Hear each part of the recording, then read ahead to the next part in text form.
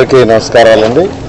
ఈరోజు నెల్లూరు రూరల్ కాన్స్టిట్యున్సీలో ఏదైతే దర్గామెట్లో ఉన్న ఈ జడ్పీ స్కూల్ని నేను అటు గిరిజరెడ్డి గారు, ఎందుకంటే శాసనసభ్యులు ఊర్లో లేరు, అందువల్ల గిరిజరెడ్డి గారు వారి ప్రజలు రమ్మన్నాను. వారు అదేవిధంగా ప్రజాప్రతినిధులు, అధికారులు ఈరోజు యాక్చువల్గా విజిట్ చేయడం జరిగింది. విజిట్ చేయడం ముఖ్య ఉద్దేశం ఏంటంటే, మీకు అందరికీ తెలుసు విఆర్ఐ స్కూల్ని ఎలా డెవలప్ చేసాం సిటీలో, ఆ విధంగా సిటీలో ఉన్న హై స్కూల్స్ని వర్క్ టేకప్ చేసాం. నేను అప్పుడే ఎమ్మెల్యే గారికి చెప్పాను, అవి కొద్దిగా వర్క్ మొదలుపెట్టిన తర్వాత రూరల్లో కూడా హై స్కూల్స్ అన్నింటినీ టేకప్ చేస్తాను. ఆ నేపథ్యంలో ఈరోజు ఈ స్కూల్కి వచ్చాం.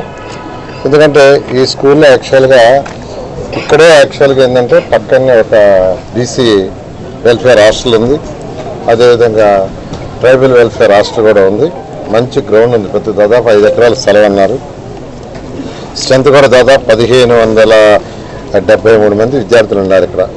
దీంట్లో girls campus 6th class to 10th class ఉంది, 1 to 10 హై స్కూల్ ఉంది. గౌరవనీయ విద్యాశాఖ మంత్రి గారు ఒక టార్గెట్ ప్రతి ఎమ్మెల్యేకి పెట్టారు. ఏ విధంగా అయితే వారు తన కాన్స్టిట్యున్సీలో ఒక స్కూల్ని డెవలప్ చేస్తున్నారు, అదేవిధంగా నేను ఫస్ట్ విఆర్ఐ స్కూల్ని డెవలప్ చేశాను. ఇదే విధంగా 175 కాన్స్టిట్యున్సీలో 175 స్కూల్స్ ఇంటర్నేషనల్ స్టాండర్డ్లో పిల్లలకు ఉండాలని, ఆ నేపథ్యంలోనే ఫస్ట్ ఈ రూరల్లో ఉన్నటువంటి దర్గామెట్ట స్కూల్ని టేకప్ చేయడం జరిగింది. నేను అధికారులందరికీ ఒకటే చెప్పాను, 13 వరకు ఇక్కడ వాల్యుయేషన్ ఉంటుందంట, పేపర్ వాల్యుయేషన్.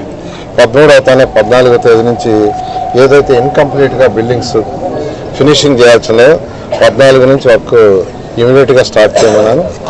రేపు యాక్చువల్గా దీనికి సంబంధించిన ఎక్స్పర్ట్స్, ఈ యొక్క బిల్డింగ్స్ని స్కూల్కి డిజైన్ చేసే ఎక్స్పర్ట్స్ని నేను పంపిస్తున్నాను. వాళ్ళతో హెడ్ మాస్టర్ వాళ్ళు, అధికారులు, కమిషనర్ గారు అందరూ కూర్చొని దానికి ఒక డిపిఆర్ ఏదైతే గిరిజరెడ్డి గారు చేశారో ఒక చక్కటి డిపిఆర్, ఒక ఇంటర్నేషనల్ స్కూల్, చక్కటి ప్లే గ్రౌండ్ పిల్లలకి ఉంది. దీంట్లో ప్లే గ్రౌండ్కి కావాల్సిన ఎక్విప్మెంట్ ఏమేమి పెట్టాలా ఇవన్నీ చేసేటట్టుగా ఒక డిపిఆర్ తయారు చేస్తారు. డిపిఆర్ తయారు చేసిన తర్వాత దీన్ని టేకప్ చేయడం జరుగుతుంది. ఆల్రెడీ ఈ స్కూల్ని డెవలప్ చేయడానికి అన్ని విధాల ఒక 5 crores 5 కోట్ల రూపాయలు దీనికి మ్యాచింగ్ ఏర్పాటు చేశాను ఆల్రెడీ. ఎవరైతే ఏఎంఆర్ గారు ఎవరైతే ఉన్నారో కన్స్ట్రక్షన్స్ డెవలపర్స్, వాళ్ళు 5 కోట్లు యాక్చువల్గా సిఎస్ఆర్ ఫండ్ కింద ఇస్తామన్నారు. దాన్ని ఈ స్కూల్కి యాక్చువల్గా మ్యాప్ చేసాం. ఈ స్కూల్ని నేను ఒకటి అధికారులు చెప్పేది, కమిషనర్కి, గిరిజరెడ్డి గారు చెప్పేది, విఆర్ఐ స్కూల్ కంటే బెటర్గా రావాలి. ఏ స్కూల్ చేసినా ఆ స్కూల్ కంటే తర్వాత స్కూల్ బెటర్గా రావాలి, వాళ్ళ మంచి ఎడ్యుకేషన్ ఇవ్వాలి. నేను అధికారులు కూడా చెప్పాను, డిఓ, ఎంఏ కూడా ఎడ్యుకేషన్ కూడా ఫాలో అప్ వాళ్ళకి, ఓరియంటేషన్ టీచర్లకి.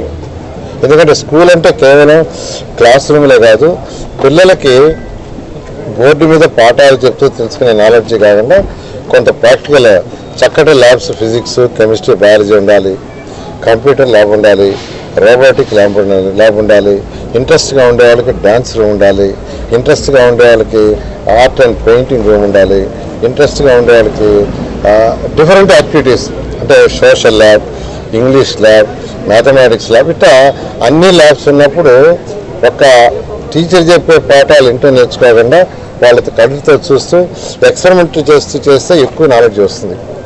ఆ విధంగా చేసేదానికి ఏదైతే విఆర్ఐ స్కూల్ని డెవలప్ చేసే ఇంటర్నేషనల్ స్టాండర్డ్, దానికంటే ఈ స్కూల్ని బెటర్గా ఫస్ట్ చేస్తాం.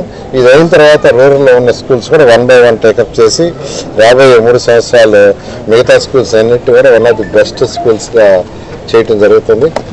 పిల్లలకి సైకిల్ ఇస్తామనే ఉద్దేశంతో నారాయణ గ్రూప్లో మా పిల్లలకి చెప్పాను, మీ దగ్గర ఉన్న సిఎస్ఆర్ ఫండ్ కావచ్చు లేదా మీ ఫండ్ కావచ్చు, ఏదైనా గ్రూప్ నుంచి అంటే ఒక 3600 స్కూల్స్ 7th, 8th, 9th పిల్లలకి సిటీలో యాక్చువల్గా తెప్పించే రెడీగా ఉన్నాయి. అయితే రూరల్లో కూడా గిరిజరెడ్డి గారితో మాట్లాడడం జరిగింది. మాకు కూడా ఇవ్వండి సార్ వారు చెప్పడం జరిగింది. వెంటనే అవి కూడా ఆర్డర్ ఇచ్చాము.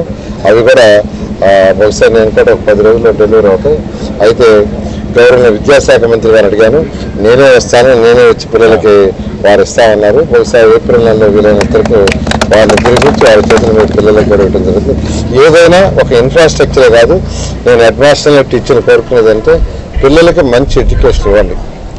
పేదవాళ్ళైనా గొప్పవాళ్ళైనా పిల్లలు ఎవరైనా మనం చక్కగా చదువు చెప్తే వాళ్ళు ఎంతైనా రిసీవ్ చేసుకుంటారు. మనం చదువు చెప్పే దాంట్లో వాళ్ళకి డౌట్స్ క్లారిఫై చేసే దాంట్లో, వాళ్ళని మోటివేట్ చేసే దాంట్లో, అల్టిమేట్గా మోటివేట్ చేసే దాంట్లో, అందుకని మెగా పేరెంట్స్ మీటింగ్స్ పెట్టారు. గౌరవ విద్యాశాఖ మంత్రి గారు మెగా పేరెంట్స్ మీటింగ్స్ ఎందుకు పెట్టారంటే ఆ మోటివేషన్ కోసం. అందువల్ల ఫైనల్గా హెడ్ మాస్టర్స్ని, టీచర్స్ని నేను రిక్వెస్ట్ చేసేదంటే పిల్లల్ని బాగా మోటివేట్ చేసి పాజిటివ్గా తీసుకొస్తే వాళ్ళు అనుకున్న రీచ్ అవుతారు. ఆ విధంగా ఖచ్చితంగా చేస్తామని మీ అందరికీ తెలియజేస్తాను. Thank you.